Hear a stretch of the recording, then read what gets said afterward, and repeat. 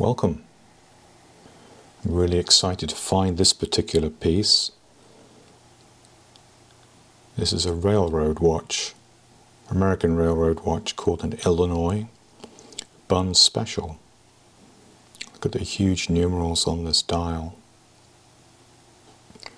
Back in the late 1800s, the American railroad network was suffering from a lot of accidents. One in particular was in Kipton, Ohio, and it was in 1891, and there was an error between the engineers of two trains. The error was about 4 minutes, and unfortunately it caused a serious crash called the Great Kipton Train Wreck, and 11 people were killed as a result, including the engineers.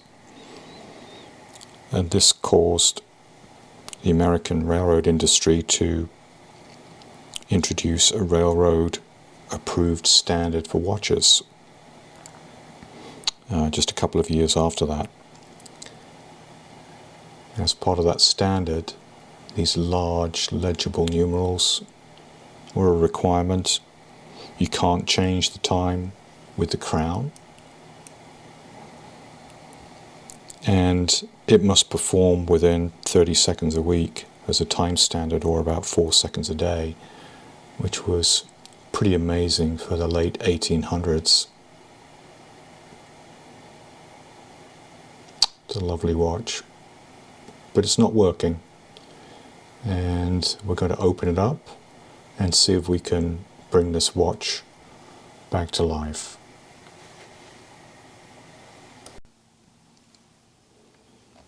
Let's start by unscrewing the back.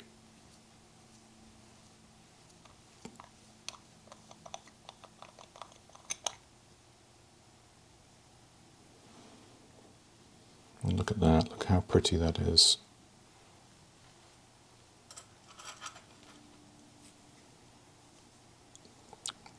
This damascening here was known as the raid movement. You can see that in the design, all gold wheels and gold jewel settings. But there's something not right here. This also should be gold, and you can distinctly see the difference in color. That's brass, and looks to be the wrong jewel for this particular watch. And I see it's sunken down, it doesn't look right. And this balance wheel doesn't seem right either, and that could be caused by this particular jewel here. Notably as well, this is an Ellenvar movement, and we'll talk about that a little bit later. But let's get this decased and see if we can get to work on this movement. These markings on the bridge plates here, adjusted for temperature in 6 positions, were quite important for these railroad watches to operate in all these extreme environments, and for the watch to be hung from its pendant or put down on a bench and to be able to still operate and be accurate.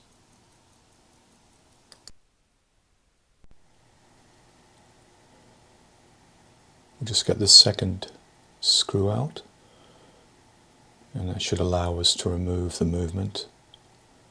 It comes out from the front side, so we'll need to undo this bezel.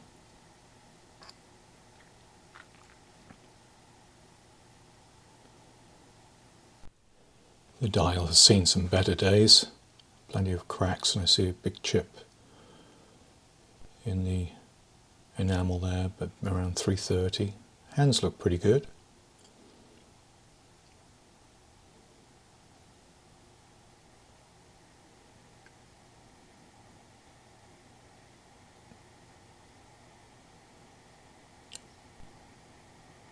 And I'll just turn this over and we can remove the movement.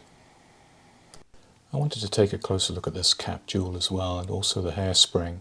It's definitely bent coming from the stud through to the regulator pins. In fact, that first coil should go through those regulator pins, and it's clearly not. Some work to do.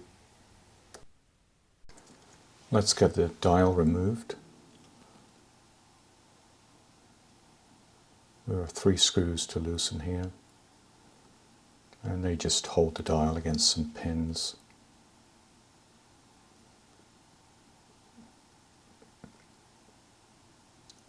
This dial does look to be correct. The hour arrows are pointing outwards, which would be right for this year, but it's clearly damaged.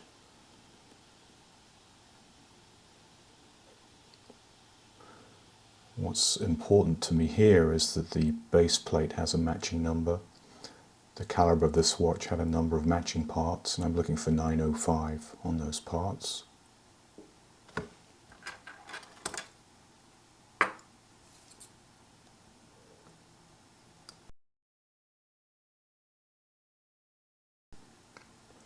Just wanted to check the operation of the setting lever. Pulling the setting lever out allows us to set the time on the watch, and that was a safety feature of these railroad watches. And with the setting lever in place, we could wind the watch.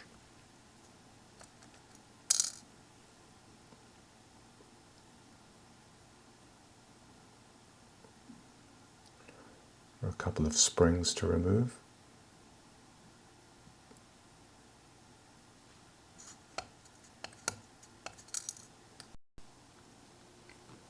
I'm just using a spatula here on this spring. I don't want anything to come off the watch. I've lost far too many parts. They disappear into the carpet, into your clothes, everywhere. You soon learn.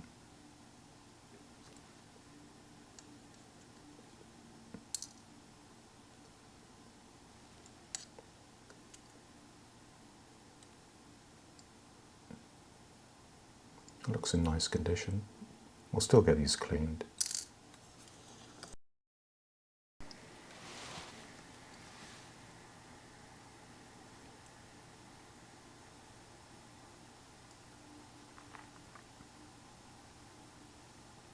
Some of these screws are quite difficult to remove, which is surprising. There's so much oil I found in this particular movement.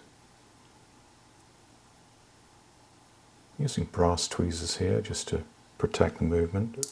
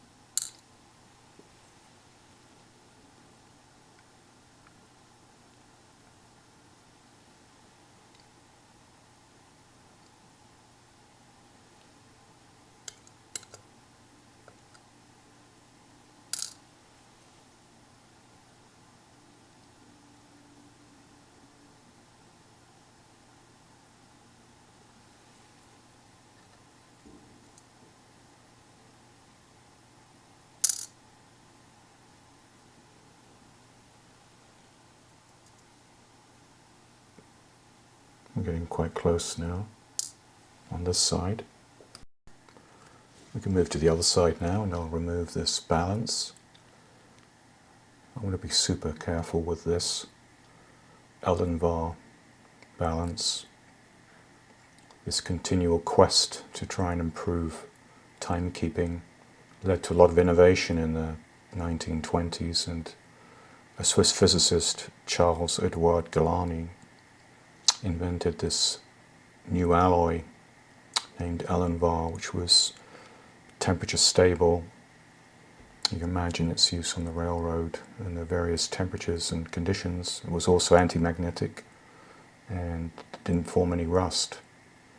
So it was quite the thing in its time, and in fact it led to him winning the Nobel Prize for Physics in 1920. And it was used in these pocket watches by Hamilton and also Illinois.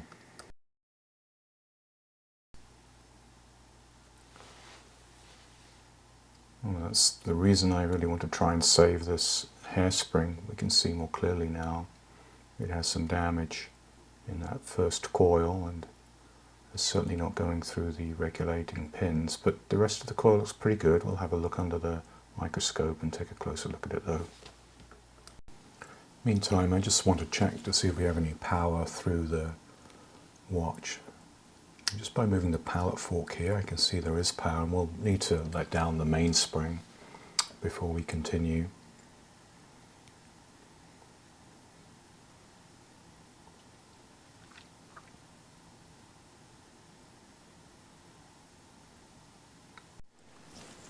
I'm still in awe at the quality of these watches. You know, in the early part of the 20th century, solid gold, dual settings, and these wheels here are solid gold as well. I'm just going to remove the pallet fork.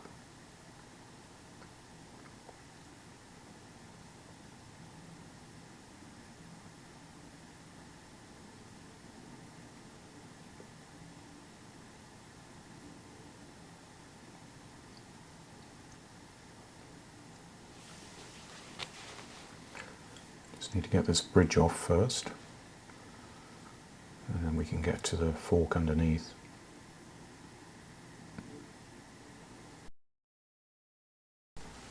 There are a couple of jewels in that fork that we'll be inspecting under the microscope.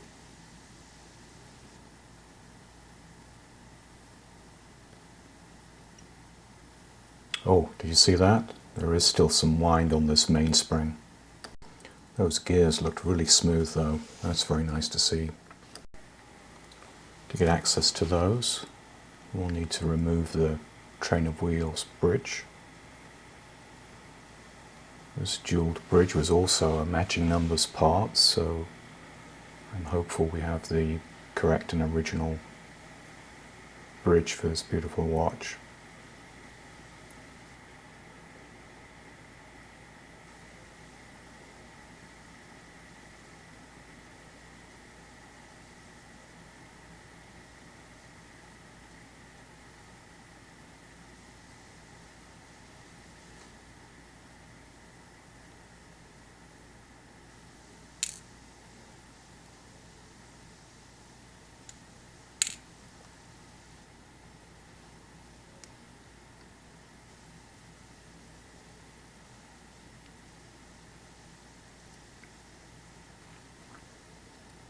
Yes, there it is, 9:05.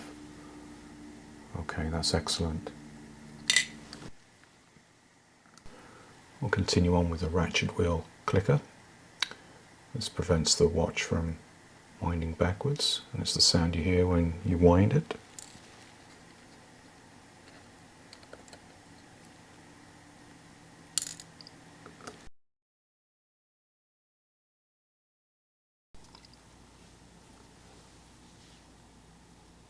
Just going to remove this ratchet wheel.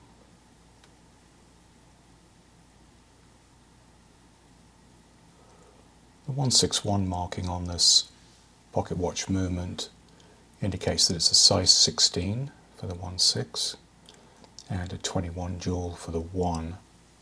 There's also a model 163, which is a 23 jewel. For that you would see a jewel in the center of this ratchet wheel.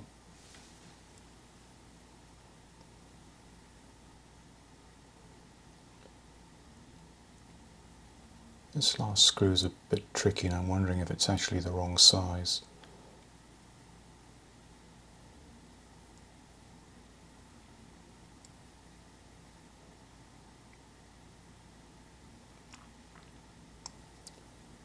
Now for the crown wheel. But try as much as I might, I cannot seem to loosen it. So let's look at my other weapons in the toolbox here, and I'm going to use my largest screwdriver, and it's going to need sharpening. So this is an Arkansas stone. It's been oiled. I'm going to sharpen the blade as much as I can so I can get a good grip into that screw. And this is the maximum width I can use in that screw. It's 2.5 millimeters, and I already checked that. That's coming along nicely. hopefully this will do the trick. I can really get some torque on this now, and yep, that's great. It opened up. Reverse thread, and unusually not marked as a reverse thread. Normally you'd see 3 strikes across the head there, but Illinois chose not to do that, or I should say Hamilton Watch Company purchased Illinois Watch Company in 1928, and this is a 1931 model.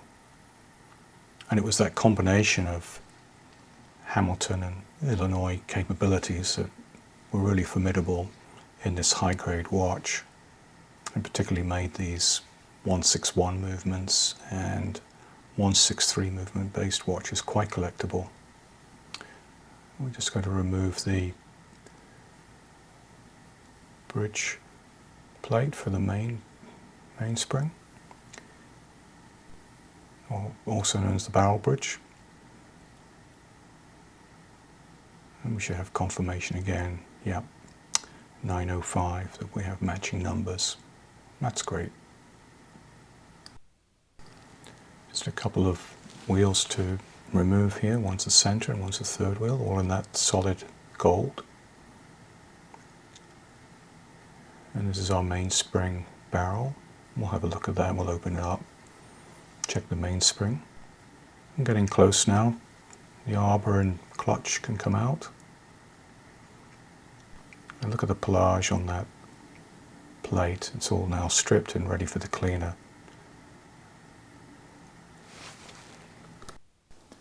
Back to the mainspring barrel. I want to open this cap and take a look at the spring. This is a 60-hour spring, and I'd like to retain it if possible. And it doesn't look in too bad a shape, except it does need a clean. There's a lot of grease around this area. I may have to take the spring out, and you can see it in the cap. My biggest suspect here for timekeeping is definitely this balance cock, and I'm going to take this apart. We'll remove the hairspring from the stud here.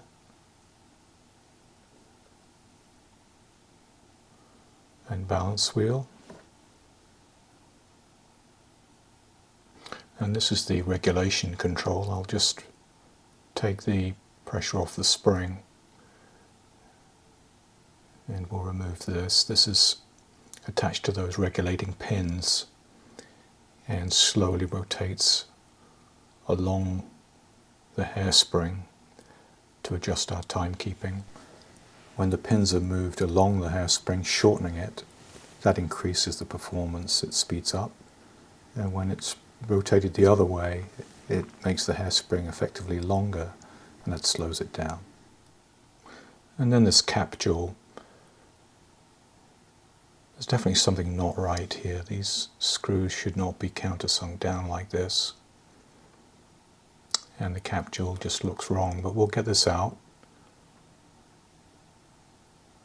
I'll need to use my jeweler just to push this cap jewel out. Actually, there are 2 parts to it.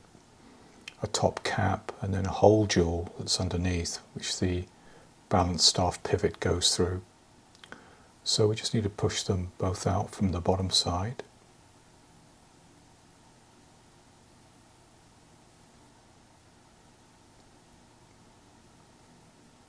And we'll get all these parts under the microscope and take a good look at them.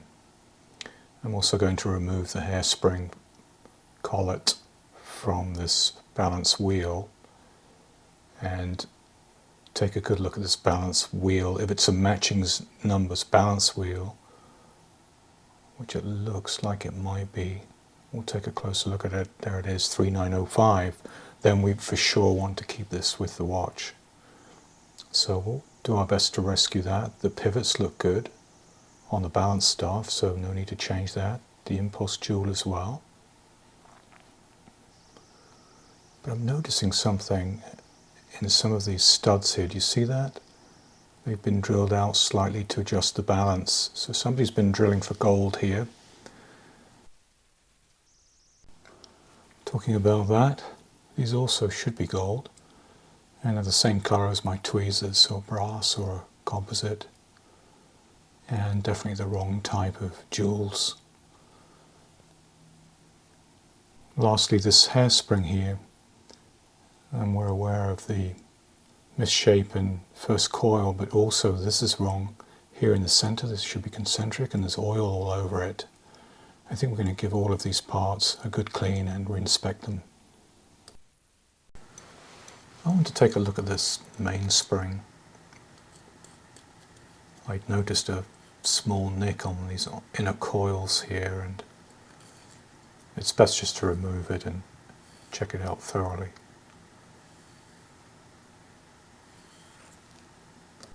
This does look to be an alloy spring, so non-original. Boy, is it dirty and greasy though. I don't know why there's so much grease in the barrel here. You just need the thinnest amount of grease on these springs.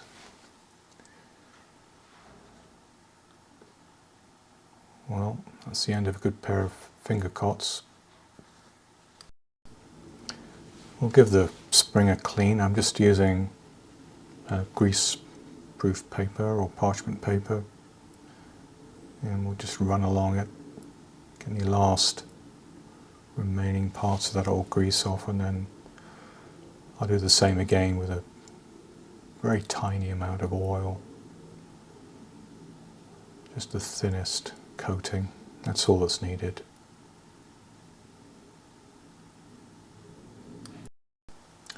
To get this back into the barrel, we'll use this vintage K&D mainspring winder,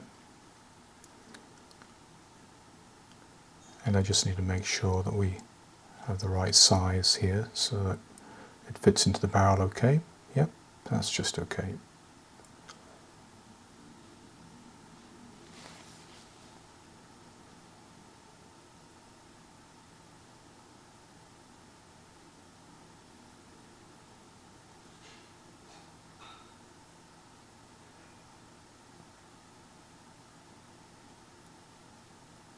You can see how the spring reverses at the other end, which is what you'd expect with the newer alloys.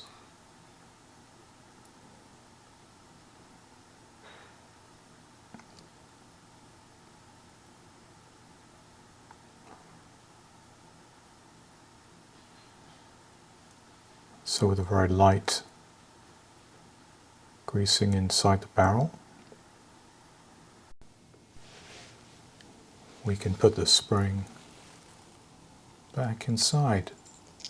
Just need to press the pin at the end and it will push down a plunger, and there we go, release the spring into the barrel. The balance wheel was the first part to come out of the cleaner, and it's looking quite nice. Perhaps just a little polish needed on those pivot ends, but otherwise good. I've just finished cleaning all of the parts, and this gives us a good opportunity just to see where we're at. I've inspected them, and we already know, just starting here with this dial, that it's badly cracked. It's going to take really specialist work to rescue that. But I have a new old stock replacement here. I think we'll use this dial in place of it.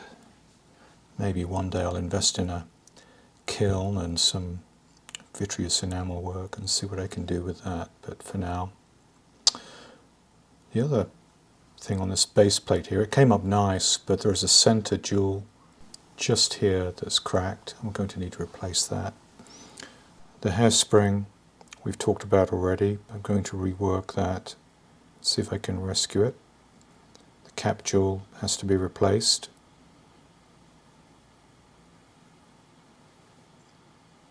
I did get this mainspring back in, but unfortunately it did fail, and so I'm going to need to replace this mainspring as well, so I've ordered one of those. This motor barrel goes on top here, and there are 3 tiny screws that fit the cap onto the top. In fact, it lives over here. But perhaps you can even see with this camera shot that these screws are a different size. So to make sure that we get the right size and replace those. I think that's all of it. Everything else looked pretty good to me. I might just give the case a little bit of a polish up. This is acrylic, not glass, but I think it's in pretty good condition, and we'll just polish that and hopefully get it all back together.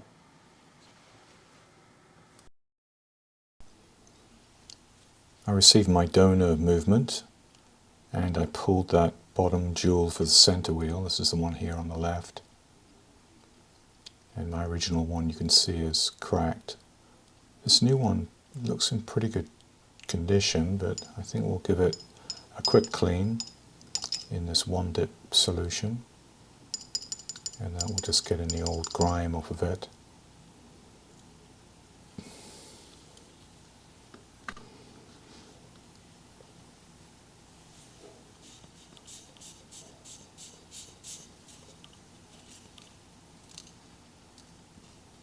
And it should be the exact same dimensions as the original, so I'm hopeful that we'll go back in the base plate okay.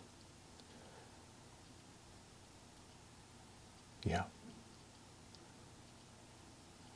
We'll just secure that in with the jeweler and make sure it's okay, and put those screws back. These are super tiny screws to go back in here, so it took me a few attempts, but we got it worked out.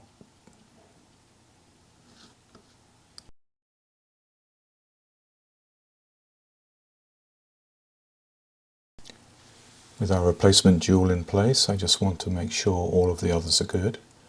So we'll inspect the base plate here under magnification, and I'm just running through the jewels. And they look in pretty good shape. I don't see any cracks or damage, and they've all been cleaned up. We're ready to go.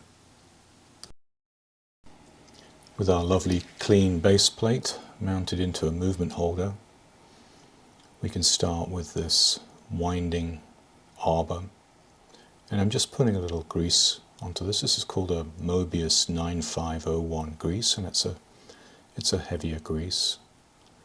We'll just be using this to wind the watch, but also to set the hands as well.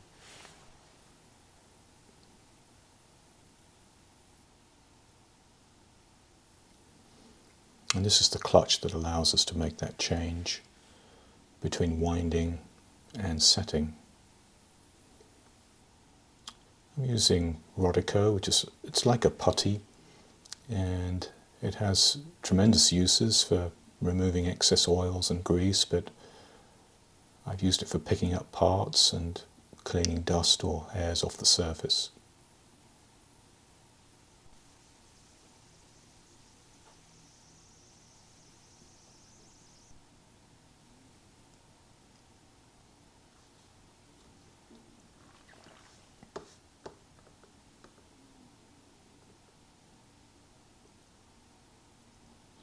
Not sure there's a need for grease just here, but I see some wear on the base plate, so I'm just going to add a little bit here under the barrel with our new mainspring in. And now to put some of these lovely gold wheels in place. They do look stunning when they come out of the cleaner.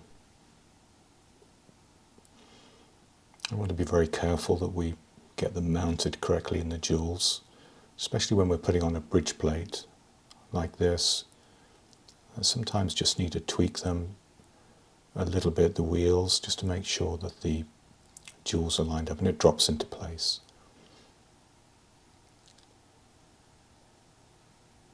I found it best not to screw down these plates, these bridges, until we're absolutely sure the wheels are all lined up.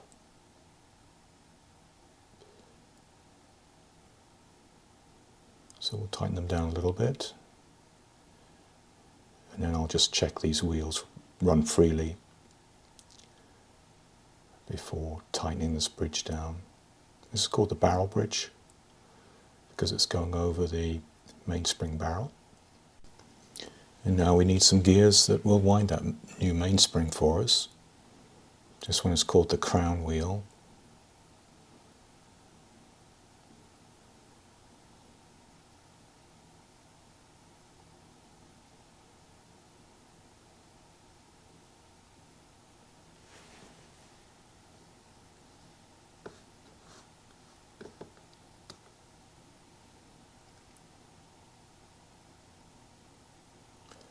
I need to remember that the screw thread on this is reverse thread. This was that one that was really tight when we undid it.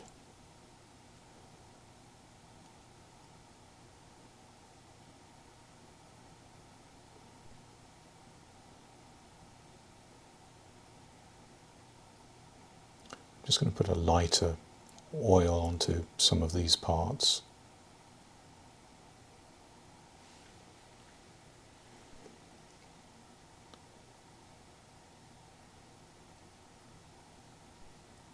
This is a Mobius D5, and we'll use that on the center wheel as well.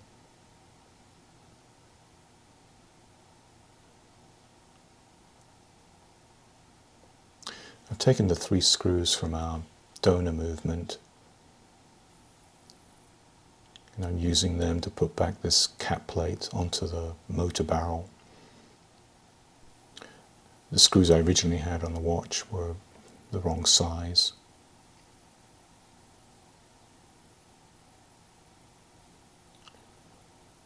So that wheel is our ratchet wheel, and this is the clicker. It's spring loaded. Actually, you don't need to hold this down like this, but it's just a good habit to get into. That spring is actually underneath the clicker. Just add a little grease and oil to the barrel. Not too much. Now we can put back our escape wheel. And the last one is the 4th wheel, another gold wheel. This one has a long staff that goes right through the watch plate, and that's because this one holds the seconds hand on the other side.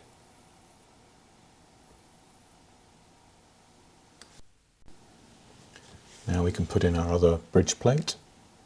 This one's got 3 jewels with the gold settings, the Bunn special. So it's a little tricky just to make sure that our wheels line up. Once they do, it all clicks into place, and we can just move the center wheel very gently and verify we've got a smooth rotation through all the wheels.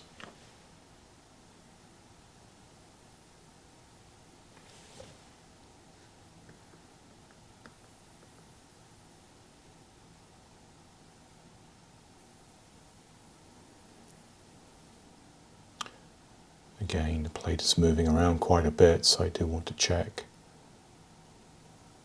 that nothing's been dislodged before we tighten that down fully.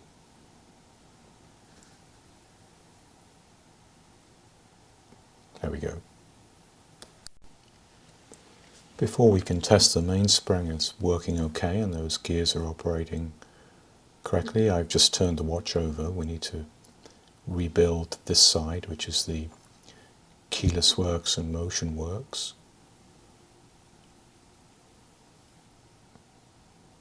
That will allow us to move a small lever that will change between setting time and winding the watch.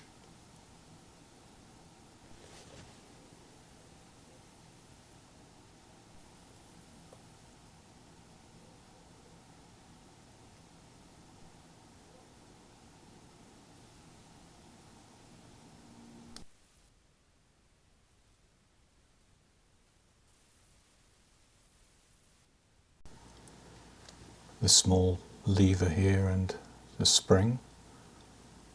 just operate that clutch.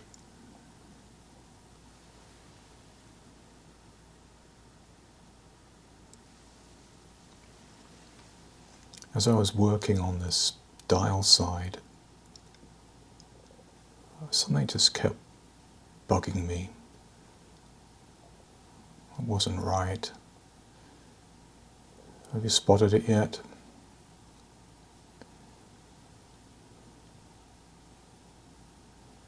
I knew I'd have to do some rebuilding work. And it's on the other side of this lever mechanism, actually where the lever goes. And it's that barrel, that mainspring barrel.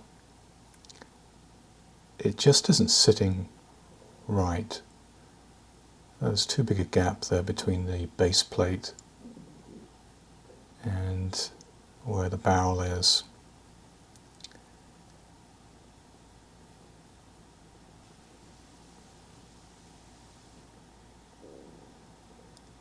I'll just point out what I mean, and I tried a number of times to straighten this up and couldn't do it. Eventually referring to a page out of a manual for the Illinois book that was kindly sent to me. And so this is what we ended up doing in the end, and I'm using my donor movement just to demonstrate here, but with the complete bridge out and that ratchet wheel in place, this part of the motor barrel mechanism is clamped with those 3 small screws directly to the bridge. That way it's all centered, and then we can put the barrel and barrel spring in place. And that was a much cleaner fit in the end.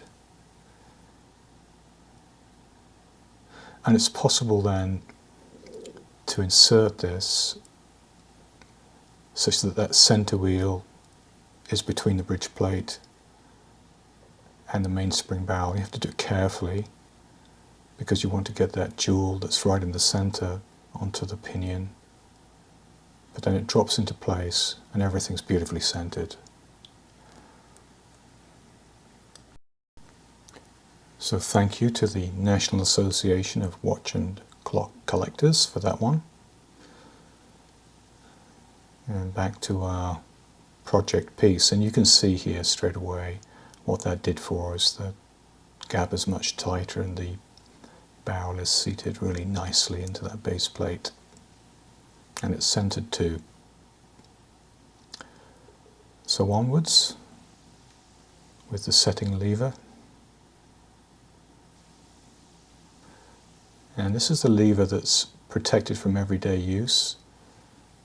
Till you remove the front bezel, you can't use that lever, and it sets the time when the lever is out and allows us to wind while it's in.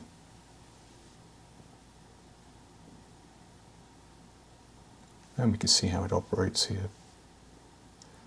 Just clean up this grease a little bit, put too much on. Now for this pallet fork and pallet fork bridge. Once these 2 parts are in, it provides a mechanism to lock the escape wheel, and so we can try the wind on the watch and just make sure that we have transfer of power going from the mainspring all the way to this pallet fork. I'm not putting any lubricants on any of these parts, any of these wheels or jewels just yet, until I can verify that everything is working correctly.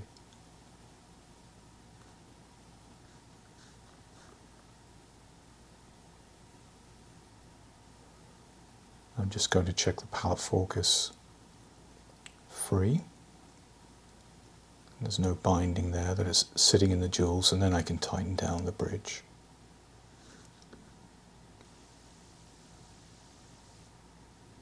That's good.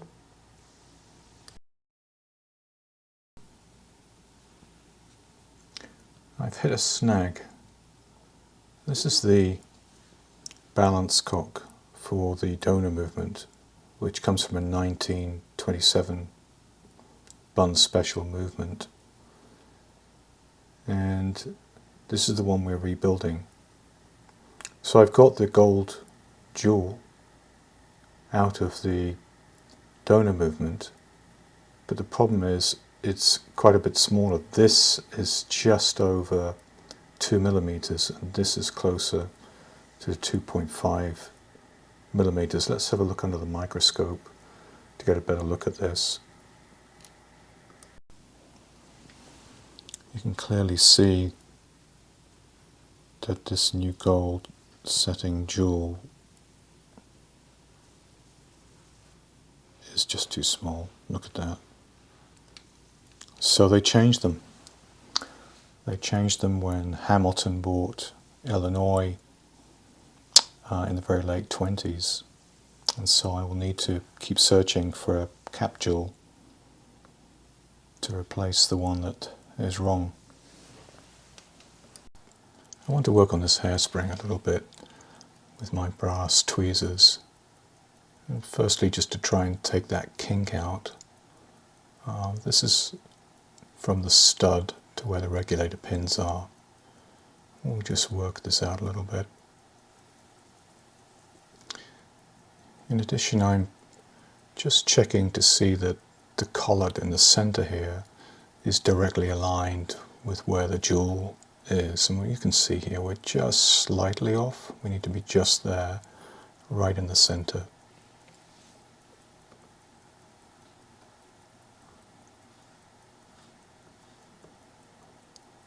Additionally, we need to get this regulator arm positioned with the spring such that those pins are just straddling the hairspring. So lots to think about to get this hairspring just right.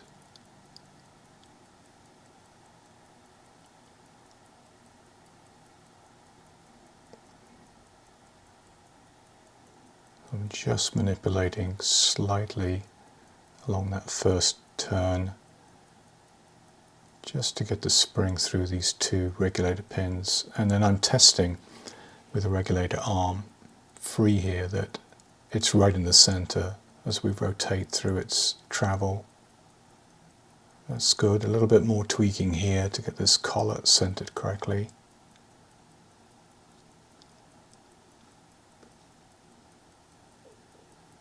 And it's looking pretty good.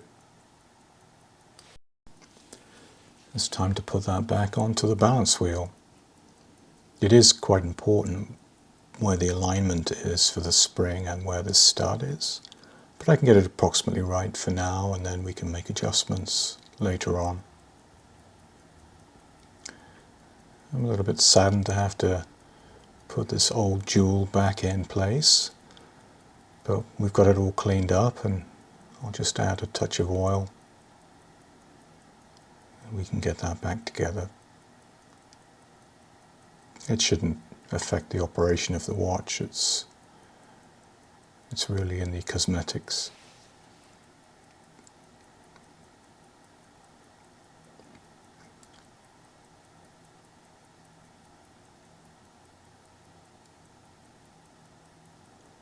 I'll just get this stud positioned and clean up a little bit here.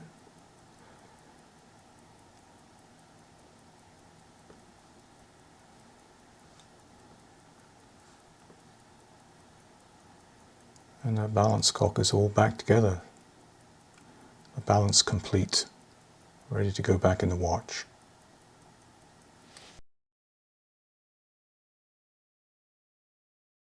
When I stripped down the main plate again to fix the problem with the barrel, I was looking at these jewels to get ready to oil them, and do you notice that? On the opposite side of the plate, the dial side, here's our gold jewel setting. So somebody must have mixed it up during a previous service. I looked everywhere for this, all of the forums and Illinois parts suppliers, and couldn't find it anywhere, so I'm so pleased to have found it. And we've got it cleaned up here and nicely oiled, ready to go back into the top of the balance where it belongs. And it looks so pretty. Well, that was a find. I'm so happy about that.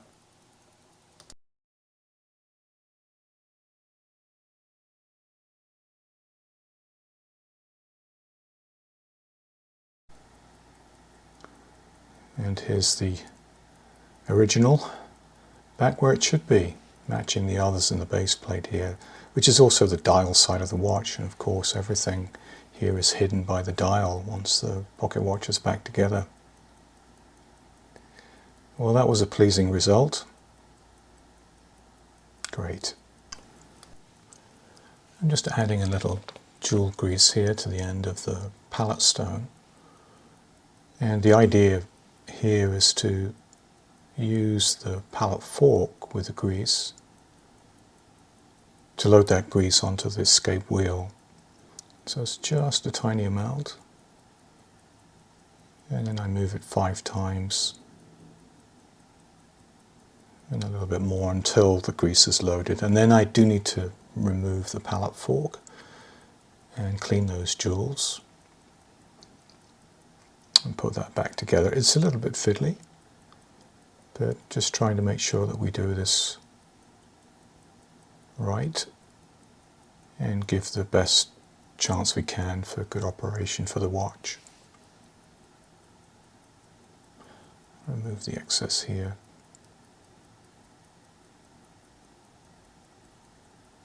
After cleaning, it's time for our escapement and the full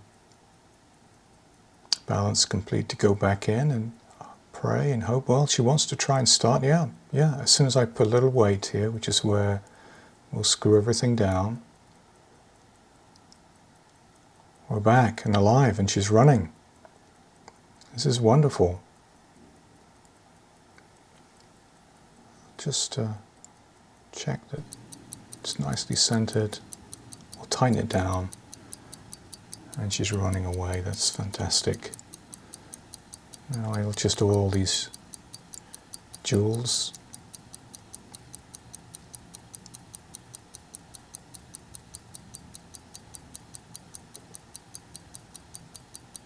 I'll put a slightly thicker oil onto the center wheel. And we'll do both sides. That's looking really good.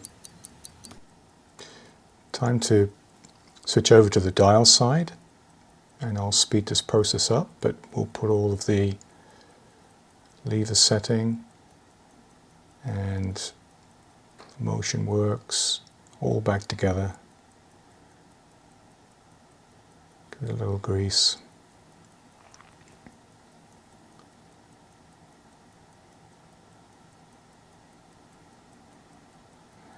Cannon pinion. We're ready for the dial.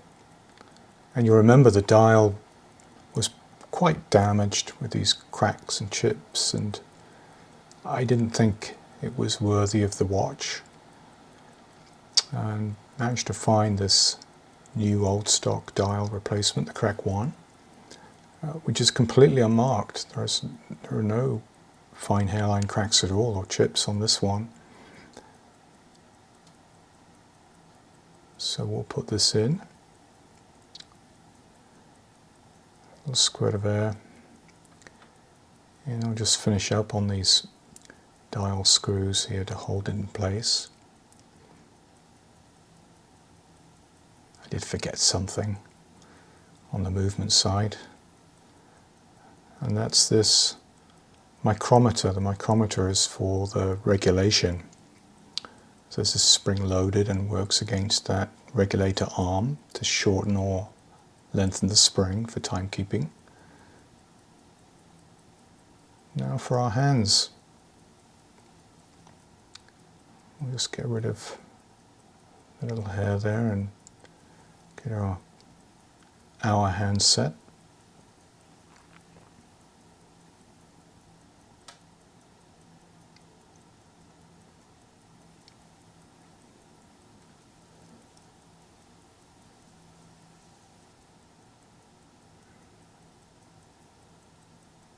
And I do want to just check before we go any further that we can operate the hands correctly, then everything sweeps past each other with no interference, and that looks good. Now it's ready to recase. I did give the case a little bit of a polish, very light polish.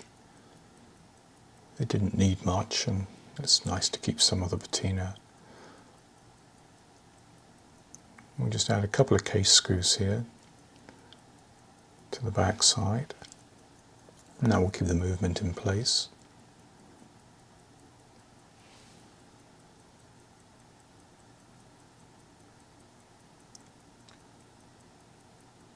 And we're getting very close to the end. I just need to put the front glass and bezel on. This project had its challenges. We were able to find our missing gold setting, which was fabulous, but also reworking that very soft Elenvar spring was challenging, but we got it straightened out with a little care and time.